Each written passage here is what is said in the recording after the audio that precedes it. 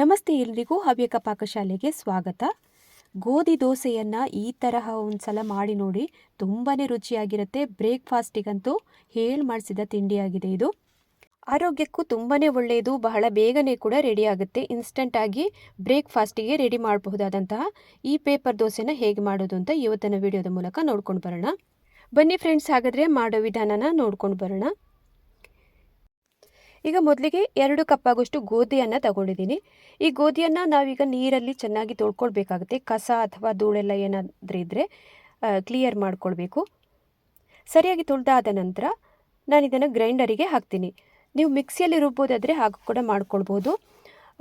ಮಿಕ್ಸಿಯಲ್ಲಿ ರುಬ್ಬೋದಾದರೆ ನೆನೆಸ್ಬಿಟ್ಟು ಹಾಕೋದು ಒಳ್ಳೆಯದು. ಇಲ್ಲ ಅಂತಂದರೆ ತುಂಬ ಕಷ್ಟ ಆಗುತ್ತೆ ರುಬ್ಕೊಳ್ಳೋದು. ನಮಗೆ ಟೆಕ್ಸ್ಚರು ಕೂಡ ಹಾಗೇ ಸರಿಯಾಗಿ ಬರಲ್ಲ. ಗ್ರೈಂಡರಲ್ಲಿ ಹಾಕೋದ್ರಿಂದ ತುಂಬಾ ಚೆನ್ನಾಗಿ ಟೆಕ್ಸ್ಚರ್ ಬರುತ್ತೆ. ಹಾಗಾಗಿ ನಾನಿಲ್ಲಿ ಗ್ರೈಂಡರನ್ನು ಬಳಸ್ತಾ ಇದ್ದೀನಿ. ನಿಮಗೆ ಎಷ್ಟು ಫೈನಾಗಿ ಇದನ್ನು ರುಬ್ಕೊಳ್ಳೋದಕ್ಕೆ ಆಗುತ್ತೆ ಅಷ್ಟು ಚೆನ್ನಾಗಿ ರುಬ್ಕೊಂಡಷ್ಟು ದೋಸೆ ಪೇಪರ್ ಥರ ಬರುತ್ತೆ. ನೀರು ಕೂಡ ಹಾಗೆಯೇ ನೋಡಿಕೊಂಡು ಹಾಕ್ಕೊಳ್ಬೇಕು, ಒಮ್ಮೆಲೆ ಹಾಕ್ಕೊಳ್ಳೋದಕ್ಕೆ ಹೋಗಬಾರ್ದು. ನಾನೀಗ 1 ಕಪ್ ಆಗೋಷ್ಟು ನೀರನ್ನು ಈಗ ಹಾಕ್ಕೊಂಡಿದ್ದೀನಿ. ಈಗ ನೋಡಿ, ಅರ್ಧದಷ್ಟು ರುಬ್ಕೊಂಡು ಆಗಿದೆ. ಈಗ ಒಂದು ಸ್ವಲ್ಪ ಉಪ್ಪನ್ನು ರುಚಿಗೆ ಎಷ್ಟು ಬೇಕಷ್ಟನ್ನು ಹಾಕ್ಕೊಳ್ತಾ ಇದ್ದೀನಿ. ನೋಡಿ, ಇದು ತರಿಯಾಗಿದೆ. ಈಗ ಇನ್ನು ಸ್ವಲ್ಪ ರುಬ್ಕೊಳ್ಬೇಕು. ನೀರು ನಾನು ಜಾಸ್ತಿ ಹಾಕೋದಕ್ಕೆ ಹೋಗಲಿಲ್ಲ, 1 ಕಪ್ ಆಗೋಷ್ಟು ಹಾಕ್ಕೊಂಡಿದ್ದೀನಿ ಅಷ್ಟೇ. ನೋಡಿ, ಈ ಥರ ನಾರಾಗಿ ಬರುತ್ತಲ್ಲ, ಸೇಮ್ ಮಿಕ್ಸಿನಲ್ಲಿ ರುಬ್ಬುವಾಗ ಕೂಡ ನೀವು ಹೀಗೆ ಇದೇ ಮೆಥಡನ್ನು ಫಾಲೋ ಮಾಡಬೇಕು. ಸ್ವಲ್ಪನೇ ನೀರು ಹಾಕ್ಕೊಂಡು ನೋಡಿ, ಈ ಥರ ನಾರಾಗಿ ಬರುವಂತೆ ನೀವು ನೋಡ್ಕೊಳ್ಬೇಕಾಗತ್ತೆ. ಈಗ ಫೈನಾಗಿ ರುಬ್ಕೊಂಡ ನಂತರ ನೋಡಿ, ಗ್ರೈಂಡರನ್ನು ಆಫ್ ಮಾಡಿದ್ದೀನಿ ನಾನು. ಇನ್ನು ಇದನ್ನು ಪಾತ್ರೆಗೆ ತೆಗೆದು ಹಾಕಿ ಆದ ನಂತರ ಕನ್ಸಿಸ್ಟೆನ್ಸಿ ನೋಡಿಕೊಂಡು ನೀರನ್ನು ಹಾಕ್ಕೊಳ್ಬೇಕಾಗತ್ತೆ. ಗೋಧಿ ಹಿಟ್ಟನ್ನೆಲ್ಲ ತೆಗೆದಾದ ನಂತರ ಸೈಡಲ್ಲಿ ಇಡೋಣ ಇದನ್ನು. ಇನ್ನು ಚಟ್ನಿನ ಯಾವ ಥರ ರೆಡಿ ಮಾಡೋದು ಇದಕ್ಕೆ ಕಾಂಬಿನೇಷನ್ ಆಗಿ ಅಂತ ನೋಡ್ಕೊಂಡು ಬರೋಣ ಒಂದ್ಸಲಿ. ಶುಂಠಿ ಚಟ್ನಿನ ಮಾಡ್ತಾ ಇದ್ದೀನಿ. ಅದಕ್ಕಾಗಿ 1 ಹಿಡಿಯಷ್ಟು ತೆಂಗಿನ ತುರಿನ ಮಿಕ್ಸಿ ಜಾರಲ್ಲಿ ಹಾಕ್ಕೊಂಡು ಅದಕ್ಕೆ 1 ಹಸಿಮೆಣಸು, ಖಾರಕ್ಕೆ ಎಷ್ಟು ಬೇಕಷ್ಟು 1 ಪೀಸ್ ಆಗೋಷ್ಟು ಶುಂಠಿನ ಹಾಕ್ಕೊಂಡಿದ್ದೀನಿ. ಆಮೇಲೆ ಒಂದು ಸ್ವಲ್ಪ ಹುಣಸೆ ಹಣ್ಣು, ಆಮೇಲಿಂದ ಉಪ್ಪನ್ನು ಹಾಕ್ಕೊಂಡು ರುಬ್ಕೊಂಡು ತರಬೇಕೀಗ. ನೀರು ನೋಡಿಕೊಂಡು ಹಾಕ್ಕೊಳ್ಳಿ. ಶುಂಠಿ ಚಟ್ನಿ ಒಂದು ಕಾಂಬಿನೇಷನ್ ಆಗಿ ತುಂಬಾ ಚೆನ್ನಾಗಿರುತ್ತೆ ಗೋಧಿ ದೋಸೆ ಜೊತೆಗೆ. ಅದಕ್ಕೆ ಮಾಮೂಲಿಯಾಗಿ ಸಾಸಿವೆ ಒಗ್ಗರಣೆನ ಕೊಟ್ಟರೆ ಚಟ್ನಿ ಕೂಡ ರೆಡಿ ಆಯಿತು. ಇನ್ನೀಗ ದೋಸೆನ ಮಾಡ್ಕೊಳ್ಬೇಕಾದ್ರೆ ನಾನು ಕಾವಲಿನ ಬಿಸಿಗೆ ಇಟ್ಟಿದ್ದೀನಿ ಆಗಲೇ. ದೋಸೆಯ ಹಿಟ್ಟಿನ ಕನ್ಸಿಸ್ಟೆನ್ಸಿ ನೋಡಿ, ಸ್ವಲ್ಪ ನಾನು ನೀರು ಹಾಕಿದೆ. 2 ಕಪ್ ಆಗೋಷ್ಟು ಗೋಧಿ ಹಿಟ್ಟಿಗೆ ಮತ್ತೆ 1.5 ಕಪ್ ಆಗೋಷ್ಟು ನೀರನ್ನು ಹಾಕ್ಕೊಂಡ್ರೆ ಸಾಕಾಗುತ್ತೆ. ಕನ್ಸಿಸ್ಟೆನ್ಸಿ ನೋಡಿಕೊಂಡು ನೀವು ಹಾಕ್ಕೊಳ್ಳಿ, ಗೋಧಿಯನ್ನು ಡಿಪೆಂಡ್ ಆಗಿರುತ್ತೆ.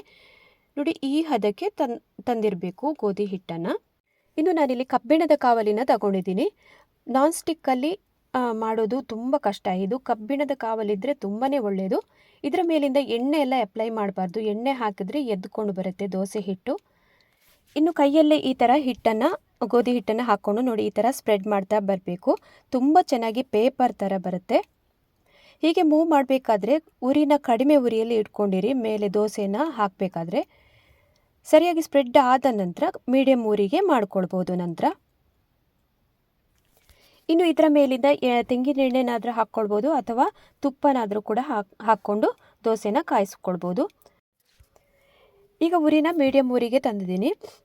ಇನ್ನೀಗ ಒಂದು 2 ನಿಮಿಷ ಹಾಗೆಯೇ ಬೇಯೋದಕ್ಕೆ ಬಿಡಬೇಕು. ಕ್ರಿಸ್ಪಿ ಆಗುತ್ತೆ, ಚೆನ್ನಾಗಿ ಬರುತ್ತೆ ದೋಸೆ.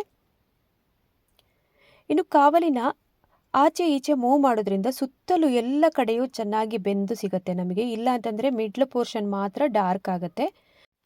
ಅದಕ್ಕಾಗಿ ಆಗಾಗ ಆಚೆ ಈಚೆ ಮೂವ್ ಮಾಡ್ತಾ ಇರಬೇಕು ಕಾವಲಿನ.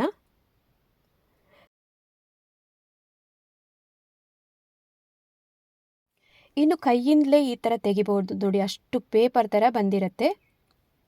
ಯಾವುದೇ ರೀತಿಯಾಗಿ ಕಾವಲಿ ಸೌಟ್ ಆಗಲಿ ಯಾವುದನ್ನು ನಾವು ಉಪಯೋಗಿಸದೆ ಹೀಗೆ ಮಾಡ್ಬೋದು.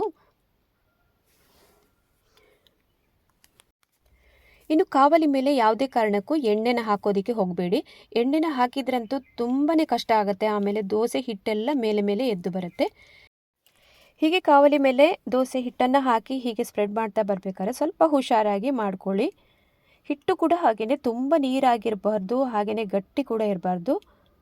ನೋಡಿಕೊಂಡು ಈ ಥರ ಕನ್ಸಿಸ್ಟೆನ್ಸಿಯಲ್ಲಿ ನೋಡಿಕೊಂಡು ನೀರನ್ನು ಹಾಕ್ಕೊಂಡು ರುಬ್ಕೊಳ್ಬೇಕಾಗತ್ತೆ.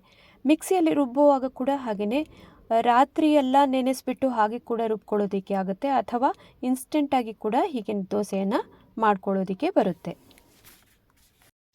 ಯಾವುದರಲ್ಲೇ ಆದರೂ ರುಬ್ಬುವಾಗ ಸ್ವಲ್ಪ ಫೈನಾಗಿ ಆಗುವಂತೆ ನೋಡ್ಕೊಳ್ಬೇಕು, ತುಂಬ ಚೆನ್ನಾಗಿ ಬರುತ್ತೆ. ಬೆಳಗ್ಗೆ ಬ್ರೇಕ್ಫಾಸ್ಟಿಗೆಲ್ಲ ಇದನ್ನು ಅರ್ಧ ಗಂಟೆಯಲ್ಲೆಲ್ಲ ಪ್ರಿಪೇರ್ ಮಾಡ್ಕೊಳ್ಬೋದು.